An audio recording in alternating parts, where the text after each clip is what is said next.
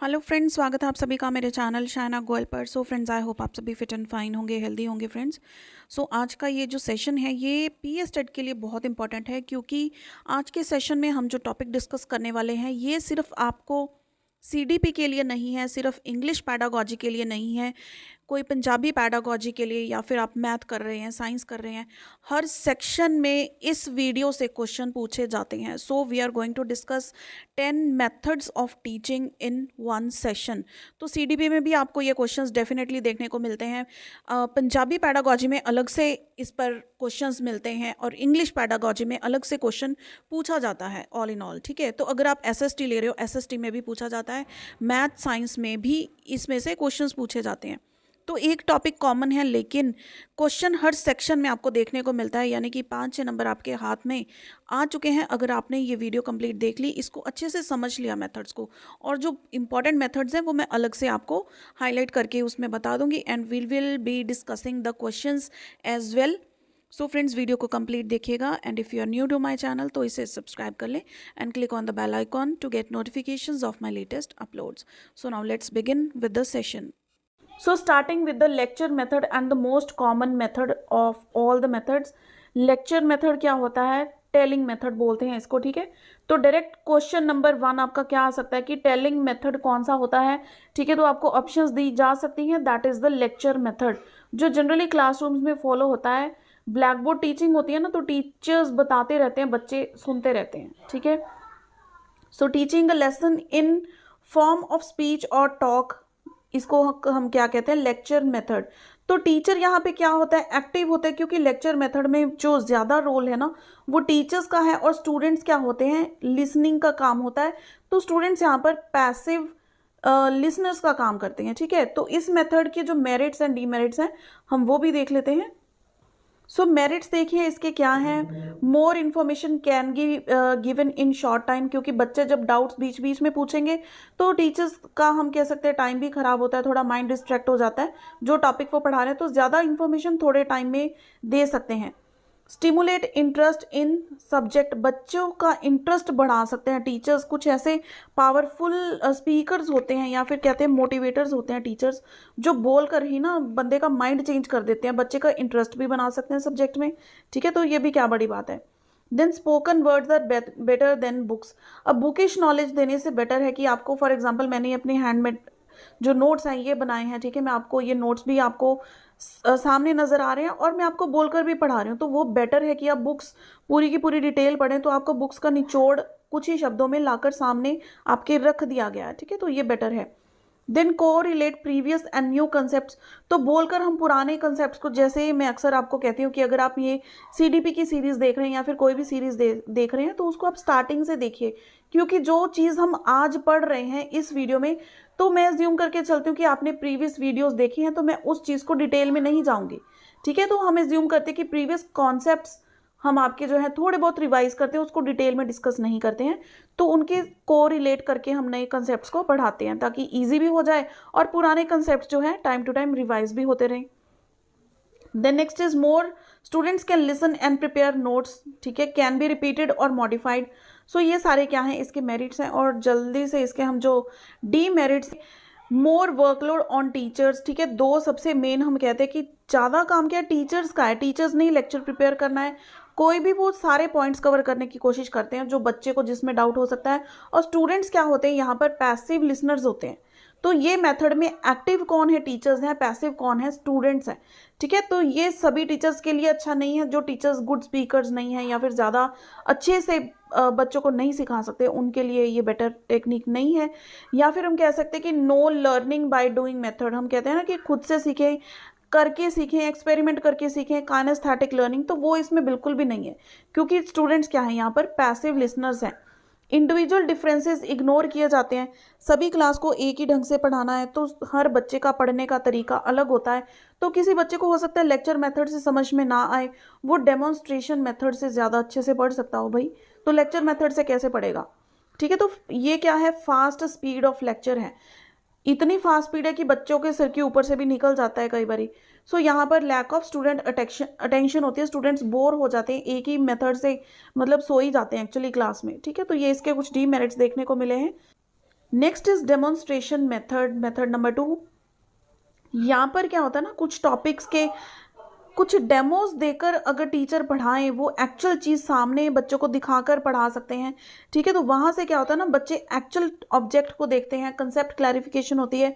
For example कोई models वगैरह होते हैं या फिर कंप्यूटर के पार्ट्स के बारे में अगर बताना है, तो कंप्यूटर की लेबोरेटरी में जाकर बच्चे को वेरियस कंप्यूटर के पार्ट्स, ये हार्ड ड्राइव है, ये मदरबोर्ड है, ये हार्ड डिस्क है, कीबोर्ड है, ठीक है, ये सॉकेट है, यहाँ पर पेन ड्राइव लगती है, so and so, plug in plug out, जो भी सारी चीज़ें हैं वो अच्छे से दिखाना। जो चीज़ें बच्चे प्रैक्टिकली देखते हैं अपने सामने, ठीक है, डेमोन्स्ट्रेट होती देखते हैं, वो चीज़ें वो भूलते नहीं है। तो वो क्या होता है, बहुत अच्छी टेक्निक है, ठीक है। इसको टीचर विल एक्चुअली शो, मतलब जो भी चीज़ के बारे में डेमोन्स्ट्रेट करें। फॉर एग्जांपल अगर अर्थ दिखाना चाहते हो तो ग्लोब दिखा सकते हैं, ठीक है, अर्थ के बारे में एक्सप्लेन कर रहे हैं तो ग्लोब दिखाकर वहाँ से सारे डेमोन्स्ट्रेशन कर सकते हैं कि इतने परसेंटेज क्या है वहाँ पर वाटर है, या फिर इतने परसेंटेज क्या है कवर्ड एरिया है, ग्रीनरी है, एंड सो ऑन। इसके देखिए जो डेमोन्स्ट्रेशन के हैं ये कुछ हमारे पास स्टेप्स होते हैं, 6 स्टेप्स। सबसे पहले अगर कोई भी चीज़ डेमोन्स्ट्रेट करनी है तो उसके लिए प्लानिंग होनी चाहिए और प्रिपरेशन होनी चाहिए। कोई चीज़ आप किसी के सामने प्रेजेंट करने वाले हैं तो उसकी प्रिपरेशन होती है, ठीक है। उसके बाद इंट्रोडक्शन ऑफ द लेसन, कोई चीज़ जो प्रेजेंट करने वाले हैं उसको इंट्रोड्यूस करना, फिर एक्चुअली उस चीज़ को टीच करना, टॉपिक को थोड़ा सा उसके बारे में बताना, फिर वो ऑब्जेक्ट सामने लेकर आना जिस चीज़ को आप डेमोन्स्ट्रेट करना चाहते हैं, फिर कौन से टीचिंग एड्स यूज़ कर रहे हैं आप, मॉडल यूज़ कर रहे हैं, ठीक है, या फिर चार्ट यूज़ कर रहे हैं। देन फाइनली होता है इसमें ये प्रॉपर मेथड होता है, ठीक है। तो इसके ये सारे स्टेप्स होते हैं, आपने अपनी टीचिंग कोर्स में भी किए होंगे, तो ये कई बार स्टेप्स में भी आ जाता है कि ये स्टेप जो हैं स्टेप वाइज किस टॉपिक के किस मेथड के स्टेप्स हैं, ठीक है। तो वो किसके हैं, ये डेमोन्स्ट्रेशन के। देन देखिए इसके जो मेरिट्स एंड डीमेरिट्स हैं। मेरिट्स क्या हैं, यहाँ पर हमें डीपर अंडरस्टैंडिंग हो जाती है डेमोन्स्ट्रेशन से, डिसिप्लिन में रहते हैं बच्चे, जब एक्टिव पार्टिसिपेशन होगी बच्चे इंटरेस्ट लेकर पढ़ेंगे, ठीक है। ये चाइल्ड सेंटर्ड अप्रोच है क्योंकि बच्चे बहुत जल्दी सीखते हैं इस चीज़ से, बच्चों का मेन फोकस है इस चीज़ पर। डीमेरिट्स क्या है, हर एक टॉपिक के हम ये डेमोन्स्ट्रेट देकर तो हर टॉपिक नहीं पढ़ा सकते हैं ना, तो बर्डन स्टूडेंट्स पे भी आ जाता है। टाइम कंज्यूमिंग मेथड है, इंडिविजुअल डिफरेंसेस को फिर से इग्नोर किया जा रहा है क्योंकि एक ही मेथड के थ्रू पढ़ाया जा रहा है। बच्चे कुछ लेक्चर मेथड प्रेफर करते हैं या कोई और मेथड प्रेफर कर सकते हैं, ठीक है। तो ये कॉस्टली मेथड भी है। अगर हम टीचिंग एड प्रॉपर हर चीज़ के लिए मॉडल बनाएंगे, चार्ट्स बनाएंगे या फिर कुछ ना कुछ सो एंड सो बनाएंगे तो उसमें कुछ खर्चा तो होगा ना, पैसा तो इन्वेस्ट होगा, तो ये कॉस्टली मेथड भी होता है, ठीक है। ये चीज़ समझ में आ गई। अब देखिए नेक्स्ट बढ़ते हैं हमारे प्रॉब्लम सॉल्विंग मेथड की तरफ, यानी कि कोई समस्या है उसका हमने हल निकालना है तो वो किस तरह निकालेंगे, बच्चे ही उसका हल निकालेंगे। तो in this method students are not told the solution of the problem, बच्चों को सॉल्यूशन नहीं बताया जाता लेकिन उनको थोड़े से हिंट्स दे दिए जाते हैं, थोड़े से बता दिया जाता है कि आप इस तरह से इस चीज़ को सॉल्व कर सकते हो, ठीक है। तो खुद ही बच्चों को एक्सप्लोर करना है उस चीज़ में, प्रॉब्लम को खुद ही सॉल्व करना है। तो उसके स्टेजेस होते हैं या फिर उसके स्टेप्स होते हैं, तो वो क्या है वो हम देख लेते हैं यहाँ पर। 5 स्टेप्स हैं इसके प्रॉब्लम सॉल्विंग मेथड के। First is identification of the problem. हम कहते हैं कि अगर आपको क्वेश्चन समझ में आ गया कि इसमें लिखना क्या है, समझिए आधा क्वेश्चन आपका सॉल्व हो गया। तो प्रॉब्लम समझिए पहले, इसमें करना क्या है, identification. Then analysis of problems. अब हम एनालिसिस और जो सिंथेसिस है उस मेथड को भी डिस्कस करेंगे, तो इस चीज़ को आपको डिटेल में ना वहाँ पे समझ में आएगा। एनालिसिस में क्या होता है, बेसिकली बड़ी प्रॉब्लम को छोटे छोटे पार्ट्स में तोड़कर उसको समझना। फॉर एग्जांपल मैथमेटिक्स की प्रॉब्लम्स होती है ना, जैसे बॉड मास के हमने कॉन्सेप्ट्स भी किए हैं, सम्स किए हैं, तो ब्रैकेट्स को अलग अलग तोड़ के छोटे छोटे पार्ट्स में सॉल्व करके फिर एज अ होल उस पूरी प्रॉब्लम का हमने आंसर निकाला था। वो क्या होता है, एनालिसिस करना उस चीज़ का, फिर इंफॉर्मेशन को गैदर करना। देन सिलेक्शन ऑफ वन और मोर हाइपोथेसिस की कौन सी सिचुएशन सही हो सकती है, फिर जो हम चूज करते हैं उसको टेस्ट करना। Then arriving at conclusion relative to solution of the problem. ये होता है फाइनल स्टेप इसकी तरफ। अब इसके इंपॉर्टेंस कह लीजिए, मेरिट्स डीमेरिट्स, ये चीज़ें देख लेते हैं। तो मेरिट्स क्या है, increase child's ability to think, develop knowledge etcetera. Then students learn to be self dependent. अब जब बच्चे खुद से कुछ करते हैं ना, उनमें एक कॉन्फिडेंस आ जाता है और ओरिजिनलिटी आती है कि ये चीज़ हमने खुद से सॉल्व की है, ठीक है। तो कॉन्फिडेंस तो नेचुरली आएगा। इंटरेस्ट भी बढ़ेगा, बच्चे मोटिवेट भी होंगे खुद से करने के लिए। तो ये क्या, method of experience based learning, experience करके बच्चे सीखते हैं, learning by doing, learning by experience, ठीक है। ये क्या है, डायरेक्ट टू थिंकिंग, बच्चों की जो थिंकिंग है वो एनहांस होती है। एक तो देखिए बना बनाया पकवान सामने आ जाना, और एक खुद देखना कि क्या मसाले उसमें डलने वाले हैं, ठीक है, सारी चीज़ें खुद से एनालाइज करना। तो वो चीज़ क्या है, थिंकिंग जनरेट होती है जब हमें सारा काम खुद से करना होता है। लेकिन एक बनी बनाई चीज़ हमारे सामने आ जाए, बना बनाया प्रोजेक्ट आ जाए, सिर्फ उसको यूज़ करना है, that is not a challenging thing. वहाँ पर थिंकिंग भी ज़्यादा नहीं होती है, ठीक है, तो एफर्ट्स भी कम लगते हैं। तो यहाँ पर प्रॉब्लम सॉल्विंग मेथड में एफर्ट्स बच्चों के लगते हैं, लर्निंग होती है, इंटरेस्ट जनरेट होता है। ओवरऑल क्या है, ये बहुत इंटरेस्टिंग टेक्निक है।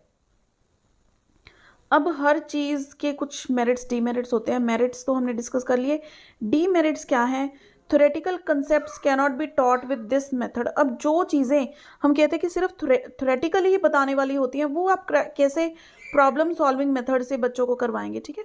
तो छोटी क्लासेस के लिए ये मेथड बिल्कुल भी सूटेबल नहीं है, क्योंकि वहाँ पर बच्चों को एक्सप्लोर करने के लिए छोड़ना पड़ता है, लेकिन इतने हाई लेवल की वो प्रॉब्लम सॉल्विंग टेक्निक्स नहीं कर सकते। यहाँ पे वेस्टेज ऑफ स्टूडेंट्स का टाइम भी होता है, क्योंकि हाइपोथेटिकल सॉल्यूशंस पहले फाइंड आउट करेंगे, हो सकता है वो गलत निकल जाए हर प्रॉब्लम के लिए, ठीक है। Then lack of suitable books and talented staff, इस चीज़ को गाइड करने के लिए, difficult to cover syllabus, then time consuming method होता है ये, ठीक है। तो ये सारे डीमेरिट्स हैं इस चीज़ के। Then we will come to the project based method.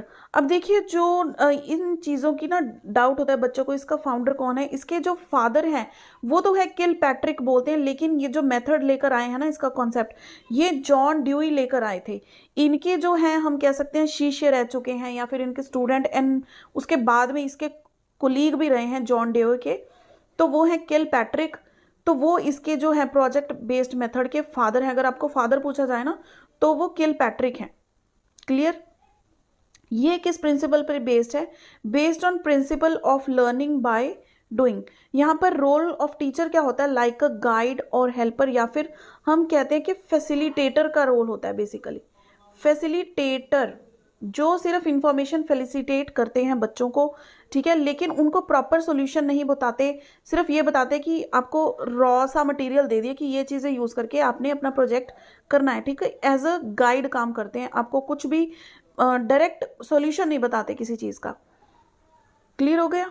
जैसे स्क्रैप बुक्स बच्चे बनाते हैं ना स्कूल में, तो टीचर्स बता देते हैं इसको आप डेकोरेट करना है, आपने ये आपकी थीम है, ये आप मटेरियल यूज़ कर सकते हैं, बनाओ क्या बनाओगे, यूज़ करो अपनी creativity.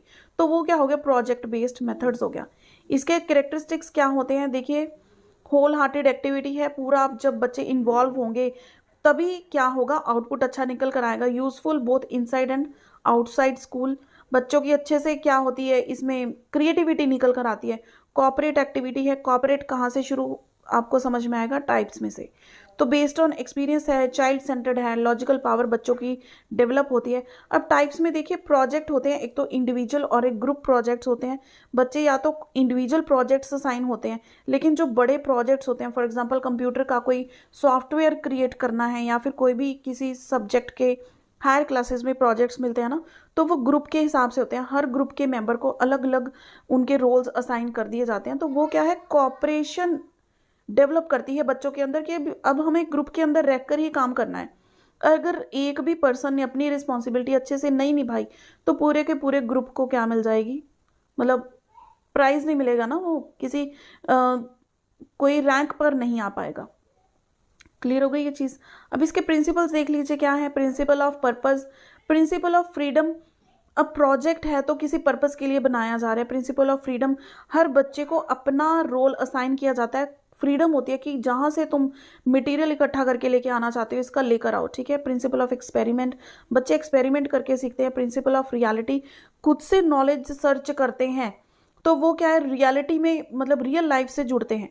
Then is principle of utility, अब जो चीज़ प्रोजेक्ट कर रहे हैं जिस चीज़ पर, वो उसका रियल लाइफ से रिलेशन हो, इस तरह के प्रोजेक्ट्स बच्चे को असाइन किए जाने चाहिए।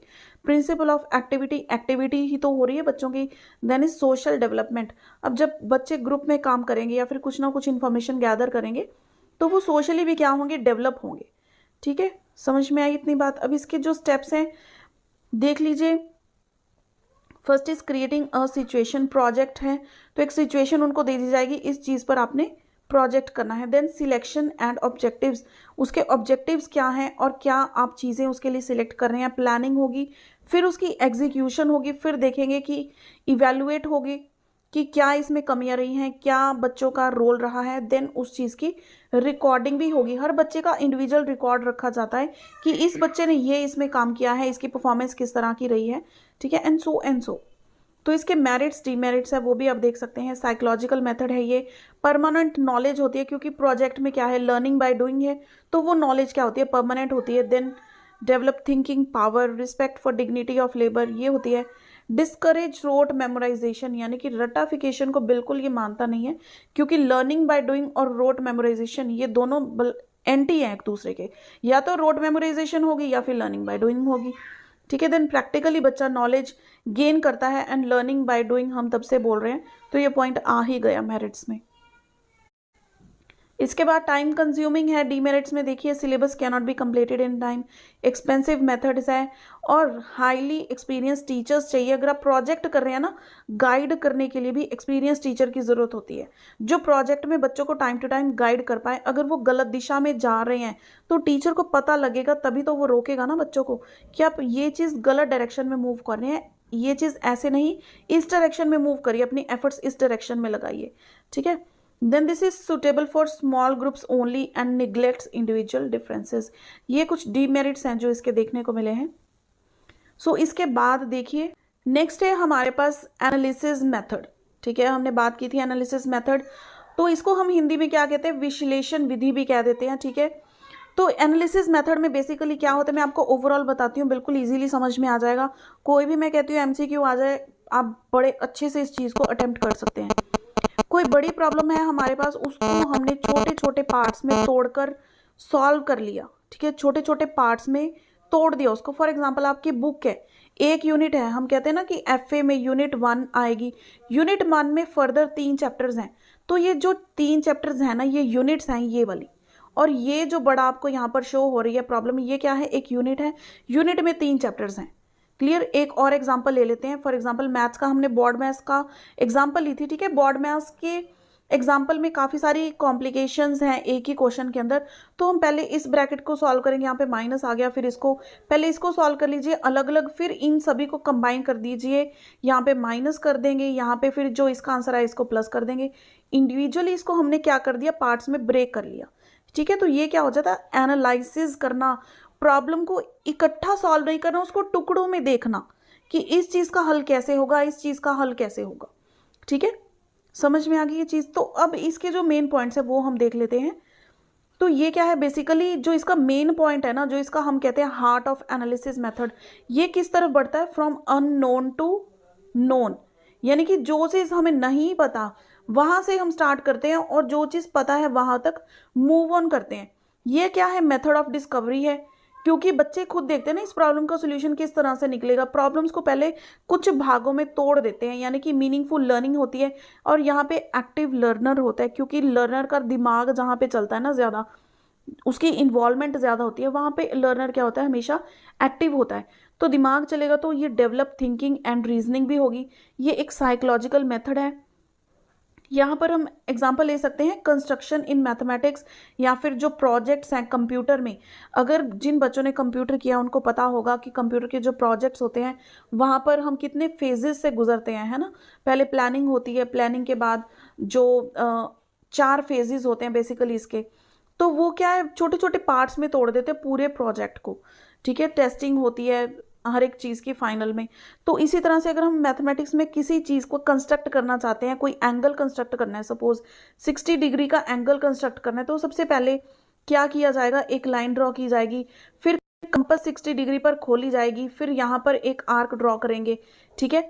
फिर क्या होगा, फिर जो स्टेप बाय स्टेप प्रोसेस होता है इसका वो किया जाएगा। तो ये क्या है, ब्रेक किया है एक बड़ी प्रॉब्लम को, 60 डिग्री का एंगल कंस्ट्रक्ट करना है, तो स्टेप बाय स्टेप। तो इसका एक और मेन पॉइंट है कि सारा काम जो होगा ना step by step move on होगा, ताकि हम फाइनल उस चीज़ को सोल्यूशन की तरफ पहुंच पाएँ। क्लियर हो गई इतनी चीज़। अब इसके बिल्कुल जो विपरीत हम कह सकते हैं, बिल्कुल एंटी जो है वो है सिंथेसिस मेथड, सिंथेटिक मेथड भी कुछ कहा जाता है इसको। तो देखिए, हम पहले एक प्रॉब्लम से यूनिट्स की तरफ बढ़े थे, यूनिट से सॉरी चैप्टर्स की तरफ बढ़े थे, छोटे पार्ट्स की तरफ बढ़े थे। लेकिन सिंथेसिस मेथड में क्या होता है, बिल्कुल उल्टा होता है। हमें कुछ पार्ट्स दिए हुए हैं, हमने उनको कंबाइन करके एक मीनिंगफुल यूनिट बनाना है। यानी कि कुछ चीज़ें हमें पता है, वहाँ से हम किस तरफ मूव ऑन करेंगे, जो चीज़ हमें नहीं पता, ठीक है, वहाँ पर मूव करेंगे। यानी कि ये चीज़ क्या होती है, शॉर्ट एंड कंसाइज होती है। शॉर्ट एंड कंसाइज चीज़ से हम एक एज अ होल बड़ी चीज़ बनाते हैं। इसमें देखिए, हम अगर देखें ना, as compare to analysis method, ज़्यादा मेंटल एफर्ट्स बच्चे के यूज़ नहीं होते, क्योंकि किसी चीज़ को पार्ट्स में तोड़ना एक चैलेंजिंग टास्क होता है, लेकिन उन सभी को जोड़ देना इतना चैलेंजिंग नहीं होता। Then it develop speeds and accuracy. तो इसमें एग्जाम्पल क्या ले सकते हैं, फॉर एग्जाम्पल हमारे पास एक ट्राइंगल आपको गिवन है, ठीक है। तो एंगल सम प्रॉपर्टी क्या होती है ट्राइंगल की, कि तीनों एंगल्स का सम क्या है, 180 डिग्री है। तो आपको दो एंगल दे दिए, एक 30 डिग्री दे दिया, ठीक है, एक आपको दे दिया 60 डिग्री। तो पूछा गया है कि ये जो एंगल बच गया ये आपके पास कितना होगा। वैसे ये बिल्कुल मैंने गलत बना दिया, क्योंकि ये भी क्या है, एक्चुअली 60 नज़र आ रहा है, ठीक है। तो दोनों एंगल 60 हैं, तो ये वाला एंगल कितना होगा, तो हम इन दोनों को ऐड कर देंगे और 180 में से माइनस कर देंगे, तो ये भी एंगल कितना निकल के आएगा, 60 डिग्री। यानी कि हमें क्या पता था, ये यूनिट्स पता थे और हमें ये निकालना था। तो फ्रॉम नोन टू अननोन चीज़ हम मूव कर गए इस चीज़ पे, ठीक है। ये एग्जाम्पल आप इस चीज़ में ले सकते हैं। नेक्स्ट देखिए, इसके बाद है हमारे पास ह्यूरिस्टिक मेथड, जिसको हम हिंदी में क्या कहते हैं, अन्वेषण विधि, ठीक है। तो साथ साथ में हिंदी, बाकी आप, मैं समझा हिंदी में रही हूँ तो सभी स्टूडेंट्स को ये अच्छे से समझ में भी आ जाएगा। ह्यूरिस्टिक का मीनिंग क्या होता है, कि मैंने ये चीज़ डिस्कवर की है, मैंने ये मेथड से ये चीज़ पता करवाई है, आई मीन कि खुद से किया है मैंने, ये कुछ भी जो भी किया है, ठीक है, ह्यूरिस्टिक मेथड में। तो इसका मीनिंग होता है कि आई डिस्कवर्ड दिस थिंग। तो ये जो मेथड है ये भी किसने डिस्कवर किया है, प्रोफेसर आर्मस्ट्रॉन्ग ने। ये डायरेक्ट पूछा जाता है कि ह्यूरिस्टिक मेथड किन्होंने डिस्कवर किया है, ये है प्रोफेसर आर्मस्ट्रॉन्ग। और इनका जो बेसिक प्रिंसिपल है ना, ये लर्निंग बाय डूइंग का। अब देखिए, लर्निंग बाय डूइंग पर काफ़ी सारे मेथड्स हैं। तो ये बेसिकली क्या करता है कि साइंटिफिक एटीट्यूड बच्चे का डेवलप करता है, सेल्फ कॉन्फिडेंस इंक्रीज होता है, ओरिजिनलिटी होती है, क्योंकि बच्चा खुद से अपना कंटेंट क्रिएट करता है, जो भी नॉलेज लेकर आता है खुद की ओरिजिनल लेकर आता है। इंडिपेंडेंस ऑफ जजमेंट होती है, थिंकिंग पावर बच्चे की इंक्रीज होती है इस मेथड से। नेक्स्ट इसके बाद है हमारा प्लेवे मेथड, और इसके ओरिजिनेटर है हेनरी कुक, ठीक है। ओरिजिनेटेड किसने किया है इसको, हेनरी कुक ने, प्लेवे मेथड, यानी कि खेल खेल में सीखना। तो इसके प्रिंसिपल्स क्या हैं, फिर से learning by doing, individual difference को ध्यान में रखा जाता है। जो बच्चा, वैसे प्लेवे मेथड जो है ना छोटी क्लासेस के लिए अडॉप्ट किया जाता है, जैसे हम बोलते हैं प्लेवे स्कूल, किंडर गार्डन है ना, किंडर गार्डन होता है। तो वहाँ पर बच्चे क्या है ना, उनको ऐसे क्लासरूम का एनवायरनमेंट नहीं दिया जाता, टॉयज़ दे देते हैं, ब्लॉक्स दे देते हैं, रिंग्स होती हैं, बड़ी से छोटी की तरफ अरेंज करना। बच्चे खेल कर सीखते हैं कि सबसे पहले बड़ी रिंग डालेंगे, फिर उससे छोटी, फिर उससे छोटी, इस तरह से।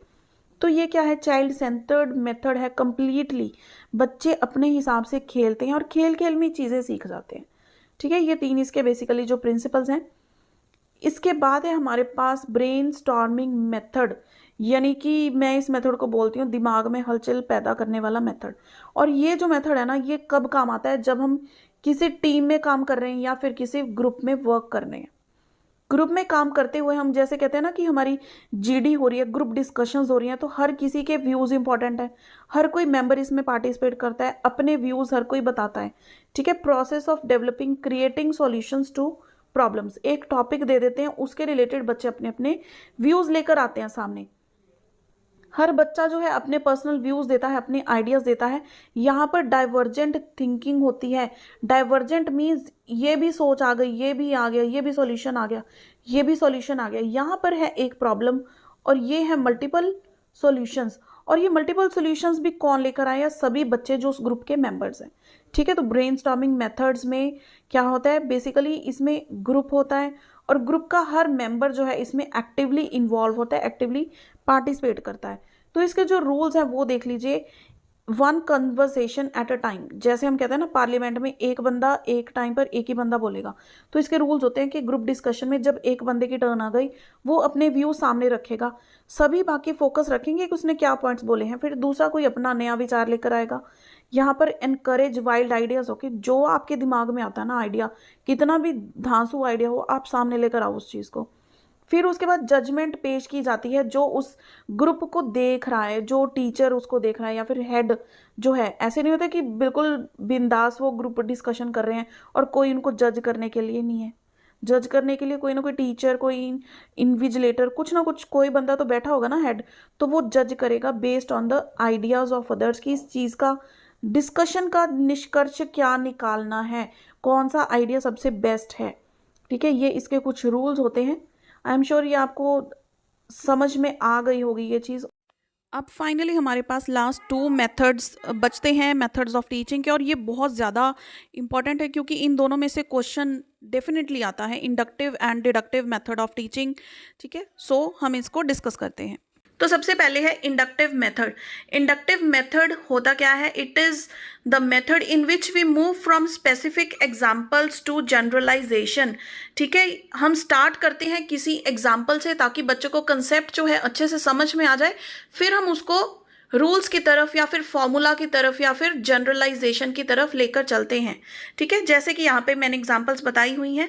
The sum of any 2 odd numbers is an even number. तो इसको हम इंडक्टिव मेथड में कैसे शो करेंगे? फॉर एग्जाम्पल, कोई भी 2 ऑड नंबर्स लेकर हम बताएंगे कि इनका सम क्या होगा। 5 + 3 कितना होता है? 8।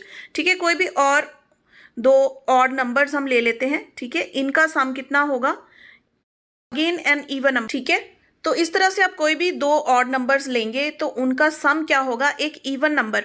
हमने एग्जाम्पल लेकर, काफ़ी सारी एग्जाम्पल्स लेकर ये हम जनरलाइजेशन की तरफ चले हैं, तो हम ये रूल को कह सकते हैं कि इंडक्शन मेथड से हमने ये रूल तक हम पहुंच गए। सेकेंड एग्जाम्पल देखिए, the sum of interior angles of a triangle is 180 degree. तो हम कोई सी भी ट्राइंगल बना लेते हैं, चाहे तो आप कोई भी राइट एंगल ट्राइंगल ले लो या फिर आइसोसेलेस ट्राइंगल ले लीजिए या फिर कोई भी नॉर्मल एनी ट्राइंगल आप ड्रॉ कर लो, और हम मेजर कर सकते हैं इन तीनों एंगल्स को, और इनको हम जब ऐड करेंगे तो आंसर कितना आएगा? 180 डिग्री। आप कोई सी भी ट्राइंगल बना लीजिए।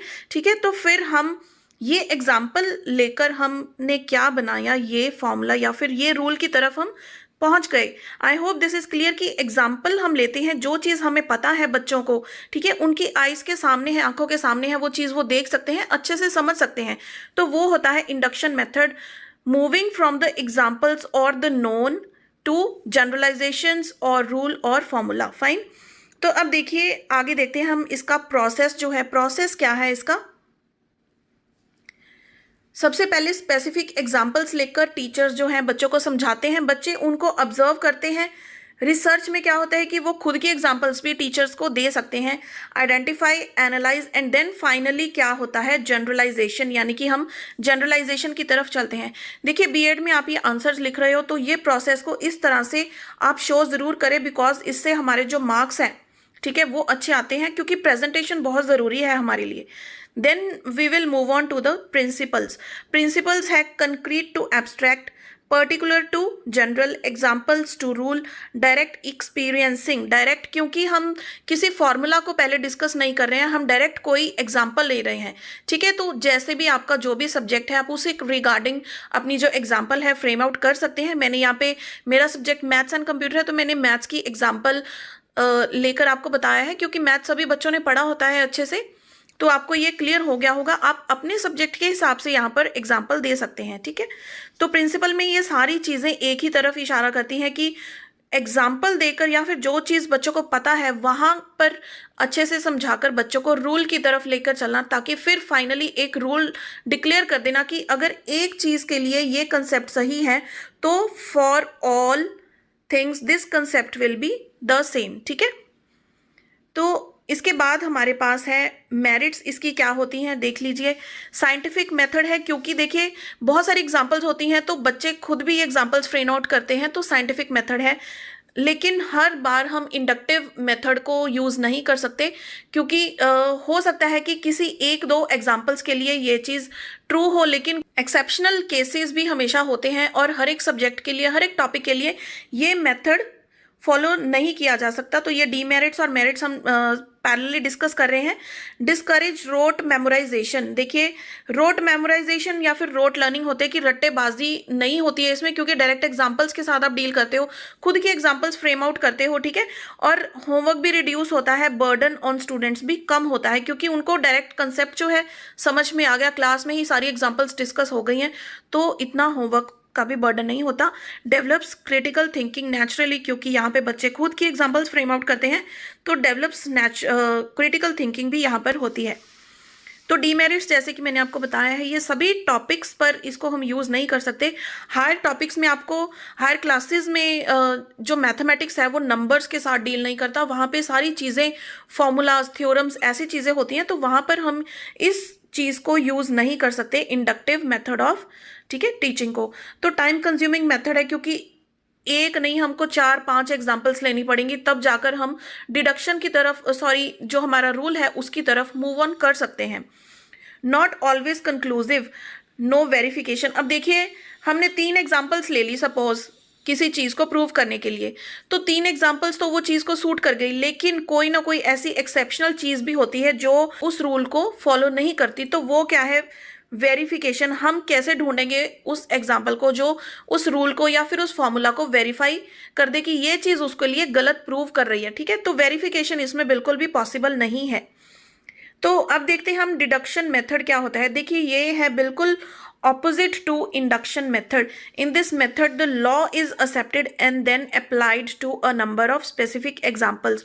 तो जैसे हमने इंडक्शन मेथड में लिखा था कि the sum of interior angles of a triangle is 180 degree, ठीक है, तो वहां पे क्या था, अब डिडक्शन मेथड के अकॉर्डिंग क्या होगा कि हमने पहले ये रूल दे दिया, ये थ्योरम दे दी, फिर हमने उसको अप्लाई किया कि हमारे पास एक ट्राइंगल दी हुई है, ये है 90 डिग्री का एंगल, ये हमारे पास है 45 डिग्री का एंगल, तो आपको ये एंगल फाइंड आउट करना है कि ये एंगल है कितना, ठीक है। तो आप कैसे यूज़ करोगे, इसी रूल के हिसाब से कि तीनों का सम 180 होता है, तो हमारे पास ये एंगल कितना आ जाएगा, ठीक है, उस हिसाब से आप इसको फाइंड आउट कर सकते हैं। अब देखिए, इसके प्रिंसिपल्स क्या हैं। प्रिंसिपल्स बिल्कुल ऑपोजिट हैं जो हमने इंडक्शन मेथड में पढ़े थे। जनरल टू पर्टिकुलर, ठीक है, abstract to concrete, universal to individual, यानी कि हम मैथ्स में ये फॉर ऑल ऐसे लिखते हैं, फॉर ऑल से चलकर एक पर्टिकुलर इंस्टांस या फिर एक पर्टिकुलर एग्जाम्पल की तरफ मूव ऑन करना, ये है डिडक्शन मेथड। रूल और फॉर्मूला टू एग्जाम्पल्स, ठीक है, तो ये सारी चीज़ें एक ही तरफ पॉइंट आउट करती हैं, that is moving from the rule और फॉर्मूला टू एग्जाम्पल्स। अब देखिए, यहाँ पे एग्जाम्पल मैंने दी हुई है, अगेन मैथमेटिक्स की एग्जाम्पल ली है कि आपके पास सपोज एक आपको ट्राइंगल दी है, इसकी आपको ये है एक right angle triangle, B angle इसका 90 डिग्री है, तो ए बी आपको 3 दिया हुआ है, बी सी आपको 4 दिया हुआ है, आपने फाइंड आउट करना है ए सी, यानी कि एक्स आपको फाइंड आउट करना है। तो आपको पाइथागोरस थ्योरम पहले ही पता है, हमने देखिए रूल हमें पहले पता है, हम उसमें सिर्फ वैल्यूज पुट कर रहे हैं, ठीक है। तो ये है डिडक्शन मेथड, आपको इस एग्जाम्पल से बिल्कुल क्लियर हो जाएगा। तो यहाँ से हमने एक्स की जो वैल्यू है, यानी कि जो हाइपोटेन्यूज है उसकी वैल्यू हमने फाइंड आउट कर ली है, दैट इज 5, ठीक है। तो ये है डिडक्शन मेथड, जहाँ पे हमको पहले हमें फॉर्मूला या फिर रूल पता है, हम उसमें वैल्यूज पुट कर रहे हैं। अब देखिए, इसके मेरिट्स क्या हैं। एक तो ये टाइम सेविंग है, डायरेक्ट हमको फॉर्मूला पता है, हमने उसमें वैल्यूज पुट कर दी, हमारा आंसर आ गया। टीचर्स के लिए भी इजी है ये चीज़ करनी, और स्टूडेंट्स के लिए भी इजी है बिल्कुल, क्योंकि फॉर्मूला ही लर्न करना है, तो उसमें डायरेक्ट वैल्यूज पुट कर दीजिए। और यही शॉर्ट ट्रिक्स हम जो हमारे कंपटीशन एग्जाम्स होते हैं, रीजनिंग में इतने सारे ट्रिक्स होती हैं, ठीक है, तो वो आप कैसे यूज़ करते हैं, वहाँ पे भी यही डिडक्शन मेथड लगता है, ठीक है। जैसे नंबर रैंकिंग में होते हैं, डेट टाइम सीक्वेंस में इतनी सारी ट्रिक्स होती हैं, तो वो आप मेथड लर्न कर लेते हो रूल उसका, और क्वेश्चन में डायरेक्ट उसकी वैल्यूज पुट करके उसका आंसर झट से निकल आता है। Then this method is speedy and efficient, ठीक है, तो ये चीज़ आपको पता ही है स्पीडी क्यों है। नेक्स्ट, इसकी वेरिफिकेशन भी पॉसिबल है, क्योंकि हमारे पास जो है फॉर्मूला आ चुका है, तो फॉर्मूला में आप कोई सी भी रैंडम वैल्यू पुट करके देख ले, तो उससे आपका जो रिजल्ट है वो वेरीफाई हो जाएगा।